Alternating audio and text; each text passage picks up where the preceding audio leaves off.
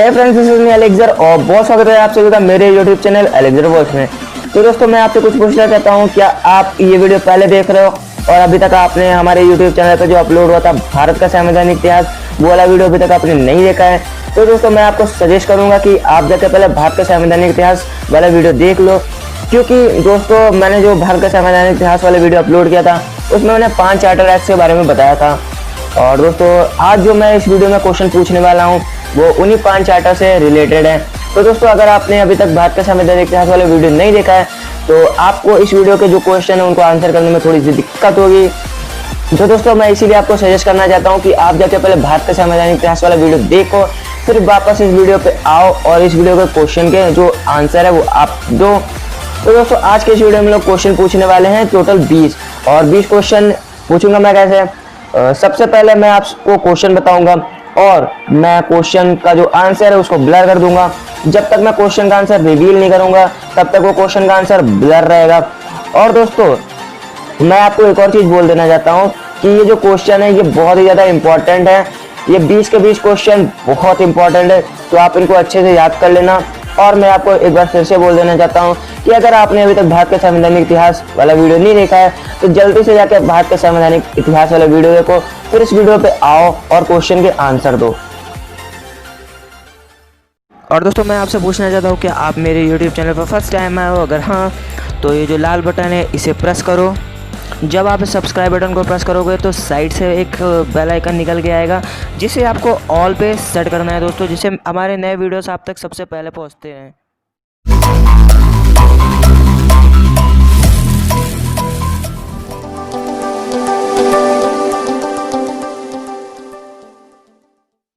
तो दोस्तों, जो पहला क्वेश्चन है वो है कि भारत में ईस्ट इंडिया कंपनी की स्थापना किस अधिनियम के तहत की गई थी? तो दोस्तों, अगर आपको इसका आंसर पता है तो कमेंट बॉक्स में जल्दी से इसका आंसर लिख दो। मैं आपको इसका आंसर देने के लिए 10 सेकंड देता हूं और आपका समय शुरू होता है अब।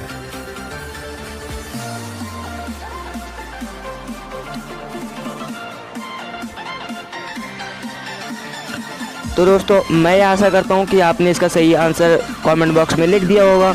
अगर आपने नहीं लिखा है तो इसका सही आंसर है 1600 ईस्वी का राजलेख। तो दोस्तों, अब बात करते हैं दूसरे क्वेश्चन के बारे में। तो दोस्तों, जो दूसरा क्वेश्चन है वो ये है कि ईस्ट इंडिया कंपनी ने भारत में अपना कार्य कहाँ से प्रारंभ किया था? दोस्तों, मैं आशा करता हूँ कि आपको इसका आंसर पता है। अगर आपको इसका आंसर पता है तो जल्दी से जाकर कमेंट बॉक्स में लिखो। मैं इसका भी आंसर देने के लिए आपको 10 सेकंड का टाइम देता हूँ। आपका समय शुरू होता है अब।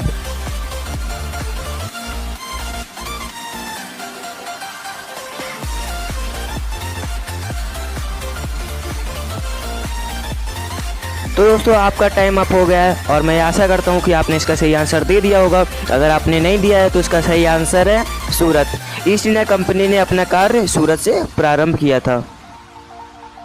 तो दोस्तों, अब बात करते हैं तीसरे क्वेश्चन के बारे में। तो दोस्तों, जो दूसरा क्वेश्चन है वो ये है कि आंग्ल भारतीय विधि संहिताओं के निर्माण और विकास की नींव कहाँ से प्रारंभ होती है? तो दोस्तों, पिछले 2 क्वेश्चन की तरह से इसका भी आंसर देने के लिए मैं आपको 10 सेकंड देता हूं। अगर आपको इसका आंसर पता है तो जल्दी से जाकर कमेंट बॉक्स में लिखो। और दोस्तों, आपका समय शुरू होता है अब।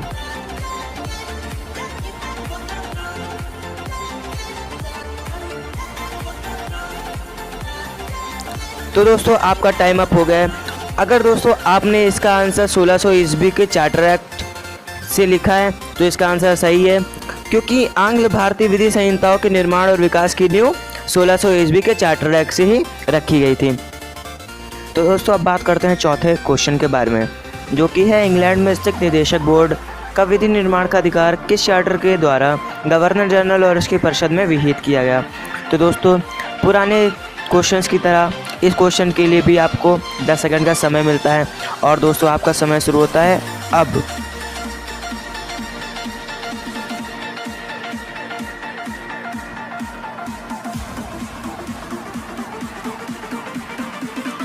दोस्तों, अगर आपने कमेंट बॉक्स में 1726 ईस्वी का राजलेख लिखा है तो बहुत बहुत बधाई हो। इसका सही आंसर है 1726 ईस्वी का राजलेख।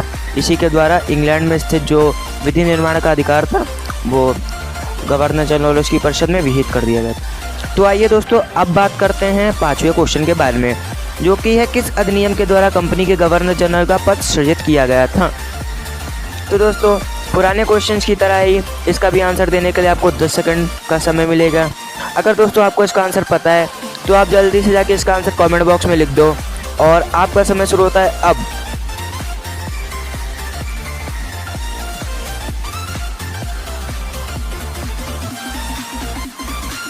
और दोस्तों आपका टाइम अप हो गया है। अगर दोस्तों आपको इसका आंसर पता था तो बहुत ज़्यादा बधाई हो। अगर आपको नहीं पता है तो इसका आंसर है 1773 ईस्वी का रेगुलेटिंग एक्ट। यहाँ दोस्तों 1773 ईस्वी के रेगुलेटिंग एक्ट के द्वारा ही गवर्नर जनरल का पद सृजित किया गया था। तो दोस्तों आइए अब बात करते हैं छठे क्वेश्चन के बारे में, जो कि है कि गवर्नर जनरल और उसकी परिषद किसके प्रति उत्तरदायी थी। तो दोस्तों इस क्वेश्चन का अगर आपको आंसर पता है तो जल्दी से जाकर कमेंट बॉक्स में इसका आंसर लिखो और पुराने क्वेश्चंस की तरह ही इस क्वेश्चन का भी आंसर देने के लिए आपके पास 10 सेकंड हैं और दोस्तों आपका समय शुरू होता है अब।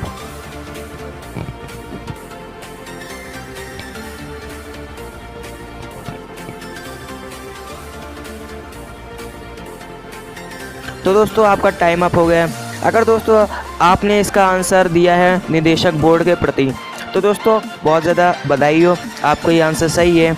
अगर आपने इसका आंसर सही नहीं दिया है तो इसका आंसर है निदेशक बोर्ड के प्रति, यानी वो बोर्ड ऑफ डायरेक्टर्स के प्रति गवर्नर जनरल और उसकी परिषद उत्तरदायी थी। तो दोस्तों अब बात करते हैं सातवें क्वेश्चन के बारे में, जो कि है ईस्ट इंडिया कंपनी की जो प्रबंधन की शक्ति थी वो किस में निहित थी। तो दोस्तों अगर आपको इसका आंसर पता है तो जल्दी से जाके कमेंट बॉक्स में इसका आंसर लिख दो और दोस्तों पुराने क्वेश्चन की तरह आपको इसका आंसर देने के लिए 10 सेकंड का समय मिलेगा। और दोस्तों इस क्वेश्चन का आंसर याद से कमेंट बॉक्स में ज़रूर देना क्योंकि ये बहुत ही ज़्यादा इंपॉर्टेंट क्वेश्चन है। तो दोस्तों आपका समय शुरू होता है अब।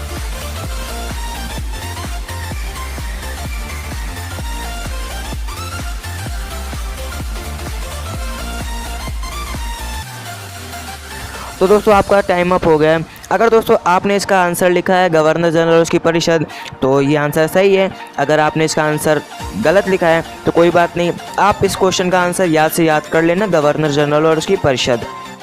तो दोस्तों अब जो क्वेश्चन है वो क्वेश्चन है क्वेश्चन नंबर 8। तो दोस्तों क्वेश्चन नंबर 8 है कलकत्ता में उच्चतम न्यायालय की स्थापना किस एक्ट के तहत की गई थी। तो दोस्तों अगर आपको इसका आंसर पता है तो जल्दी से जाकर कॉमेंट बॉक्स में इसका आंसर दो और पुराने क्वेश्चंस की तरह है इसका आंसर देने के लिए आपके पास 10 सेकंड का समय है। तो दोस्तों आपका समय शुरू होता है अब।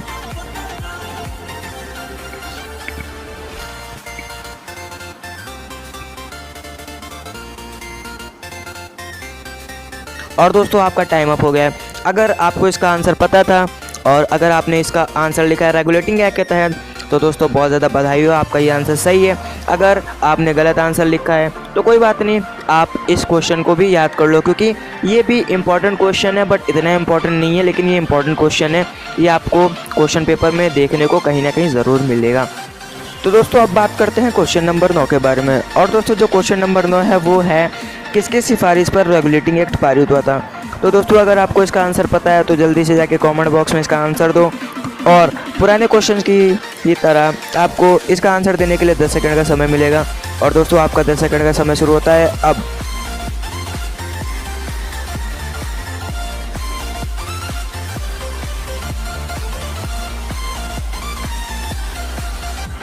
और दोस्तों मैं ये होप करता हूँ कि आपने इसका आंसर कमेंट बॉक्स में लिख दिया होगा।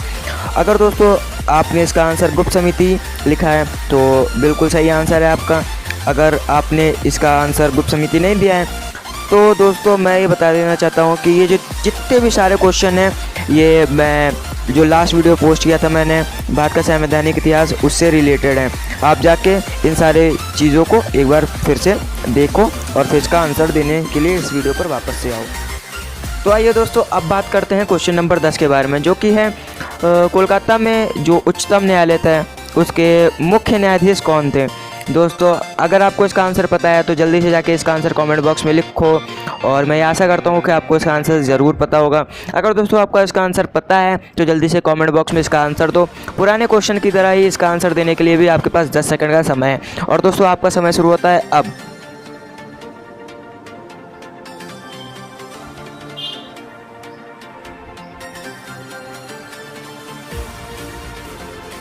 और दोस्तों आपका टाइम अप हो गया है। अगर दोस्तों आपने इसका आंसर लिखा है सर जाह एम पे, तो ये बिल्कुल सही आंसर है।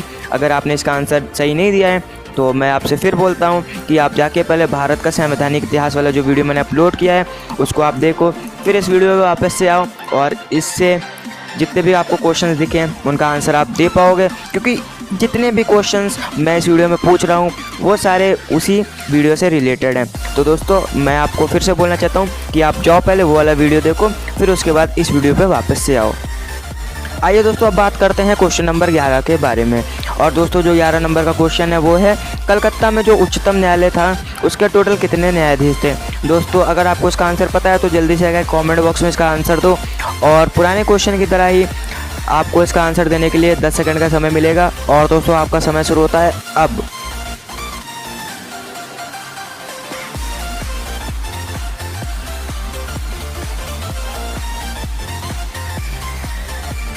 और दोस्तों आपका टाइम अप हो गया। अगर दोस्तों आपको ये पता होगा तो आपने इसका आंसर लिखा होगा 4।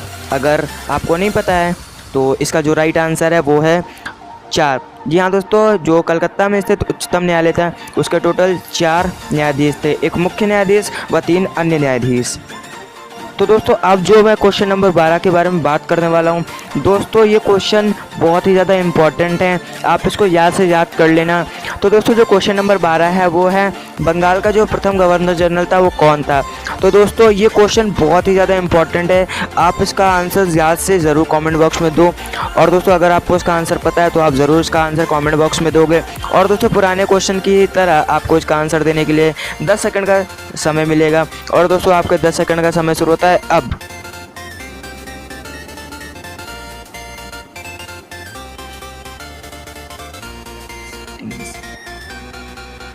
और दोस्तों आपका टाइम अप हो गया है। और दोस्तों जो बंगाल का प्रथम गवर्नर जनरल था वो था वॉरेन हेस्टिंग्स। तो दोस्तों मैं फिर से बोले दे रहा हूँ, ये क्वेश्चन बहुत ज़्यादा इंपॉर्टेंट है, आप इसको याद से याद कर लेना। ये आपको, आप कोई भी सिविल सर्विस का एग्ज़ाम दे रहे हो या आप कोई भी ऑल इंडिया सर्विस की प्रिपरेशन कर रहे हो तो दोस्तों आपको ये क्वेश्चन आपके क्वेश्चन पेपर में ज़रूर मिलेगा। दोस्तों आप इसको याद से याद कर लेना। तो दोस्तों अब बात करते हैं क्वेश्चन नंबर 13 के बारे में, जो कि है, किस अधिनियम द्वारा बोर्ड ऑफ डायरेक्टर्स की कार्य अवधि 4 वर्ष कर दी गई थी। तो दोस्तों अगर आपको इसका आंसर पता है तो जल्दी से जाके इसका आंसर कमेंट बॉक्स में लिखो। और दोस्तों पुराने क्वेश्चन की तरह ही इसका आंसर देने के लिए आपके पास 10 सेकेंड है। और दोस्तों आपका 10 सेकेंड का जो समय है वो शुरू होता है अब।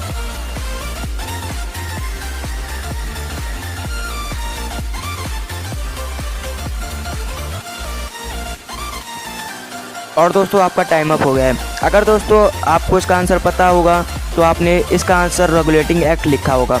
जी हाँ दोस्तों, बोर्ड ऑफ डायरेक्टर्स की जो कार्य अवधि 1 वर्ष थी, अब रेगुलेटिंग एक्ट के बाद वो कार्य अवधि 4 वर्ष कर दी गई थी। तो दोस्तों अब बात करते हैं क्वेश्चन नंबर 14 के बारे में। तो दोस्तों जो क्वेश्चन नंबर 14 है वो है, रेगुलेटिंग एक्ट की कमियों को दूर करने के उद्देश्य से किस एक्ट को पारित किया गया था।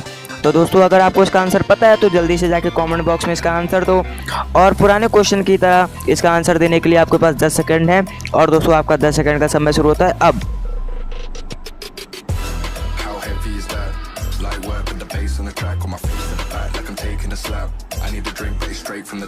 और दोस्तों आपका टाइम अप हो गया है। तो दोस्तों जो रेगुलेटिंग एक्ट की कमियों को दूर करने के उद्देश्य से जो एक्ट पारित किया गया था वो था एक्ट ऑफ सेटलमेंट। तो दोस्तों अगर आपको इसका आंसर पता था तो वेल डन। अगर आपको इसका आंसर नहीं पता था तो आप इसका आंसर याद रखना। रेगुलेटिंग एक्ट की कमियों को दूर करने के उद्देश्य से एक्ट ऑफ सेटलमेंट को पारित किया गया था। तो आइए दोस्तों अब बात करते हैं क्वेश्चन नंबर 15 के बारे में, जो कि है, किस एक्ट के द्वारा उच्चतम न्यायालय की आधिकारिकता से गवर्नर जनरल को मुक्त कर दिया था। तो दोस्तों इसका आंसर अगर आपको पता है तो जल्दी से जाके कमेंट बॉक्स में इसका आंसर दो। और पुराने क्वेश्चंस की तरह इसका आंसर देने के लिए भी आपके पास 10 सेकंड का समय है। और दोस्तों आपका वो समय शुरू होता है अब।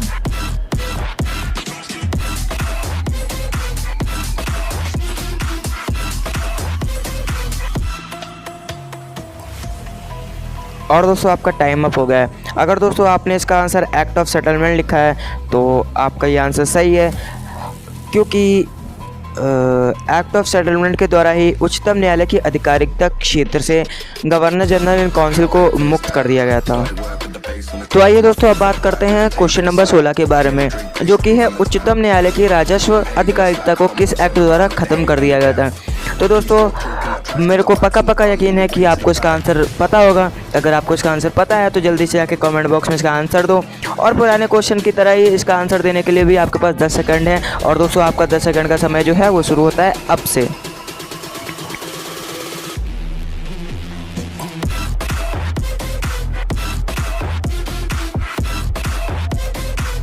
और दोस्तों उच्चतम न्यायालय की जो राजस्व शक्ति थी वो एक्ट ऑफ सेटलमेंट के द्वारा समाप्त कर दी गई थी। तो दोस्तों अगर आपने इसका आंसर एक्ट ऑफ सेटलमेंट लिखा है तो वेल डन, आपका ये आंसर सही है। अगर नहीं तो एक्ट ऑफ सेटलमेंट के द्वारा उच्चतम न्यायालय की राजस्व अधिकारिता को समाप्त कर दिया था, ये आपको याद रखना है। तो आइए दोस्तों अब बात करते हैं क्वेश्चन नंबर 17 के बारे में। तो दोस्तों जो क्वेश्चन नंबर 17 है वो है किस अधिनियम के द्वारा गवर्नर जनरल और उसकी परिषद की सदस्य संख्या 4 से घटाकर 3 कर दी गई थी। और दोस्तों अगर आपको इसका आंसर पता है तो जल्दी से जाके इसका आंसर कमेंट बॉक्स में लिख दो, और पुराने क्वेश्चन की तरह ही इसका आंसर देने के लिए आपके पास भी 10 सेकंड का समय। और दोस्तों आपका 10 सेकंड का समय शुरू होता है अब।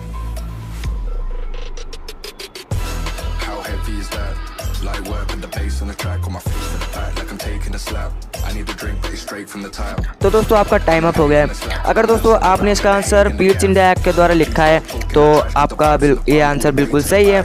अगर आपको इसका आंसर नहीं पता है तो आप इसका आंसर याद कर लो, पीट्स इंडिया एक्ट। और दोस्तों इस एक्ट के द्वारा किया गया था कि गवर्नर जनरल की जो सदस्य संख्या थी उसकी संख्या 4 से घटाकर 3 कर दी गई थी। और दोस्तों पीट्स इंडिया एक्ट के द्वारा किया ये गया कि जो गवर्नर जनरल की परिषद की सदस्य संख्या जो 4 थी उसको कम करके 3 कर दिया गया, और गवर्नर जनरल की परिषद को यह अधिकार प्रदान कर दिया गया कि वह भारत में सारी जो प्रशासनिक शक्तियाँ थी उसको प्रदान कर दी गई थी पीट्स इंडिया एक्ट के द्वारा।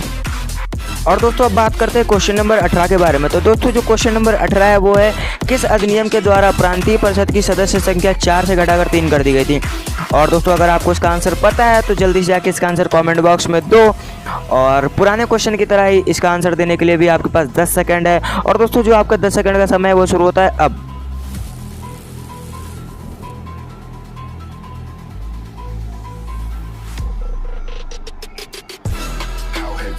और दोस्तों आपका टाइम अप हो गया है। तो दोस्तों जो प्रांतीय परिषद की सदस्य संख्या पहले 4 थी वो पीट्स इंडिया के बाद जो पीट्स इंडिया एक्ट था उसके बाद अब 4 से घटाकर 3 कर दी गई थी। किंतु गवर्नर जनरल की परिषद की तरह प्रांतीय परिषद को भी कुछ अधिकार दे दिए गए थे।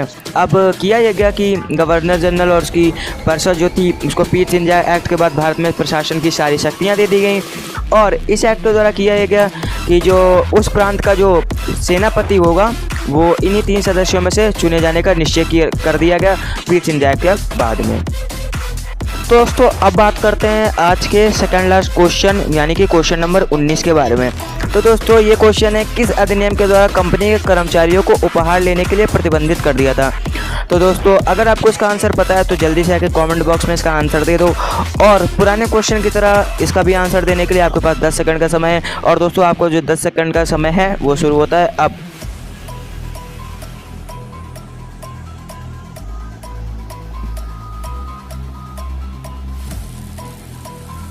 और दोस्तों इसका जो सही आंसर है वो है Pitt's India act. Pitt's India act के द्वारा कंपनी के जो कर्मचारी थे उनको उपहार लेने के लिए प्रतिबंधित कर दिया था। तो दोस्तों आज का जो आखिरी क्वेश्चन है वो है पीट्स इंडिया एक्ट कब पारित किया गया था। तो दोस्तों अगर आपको इसका आंसर पता है तो जल्दी से जाके कमेंट बॉक्स में इसका आंसर दे दो, और दोस्तों पुराने क्वेश्चन की तरह इसका भी आंसर देने के लिए आपके पास 10 सेकंड का समय है। और दोस्तों जो आपका 10 सेकंड का समय है वो शुरू होता है अब से।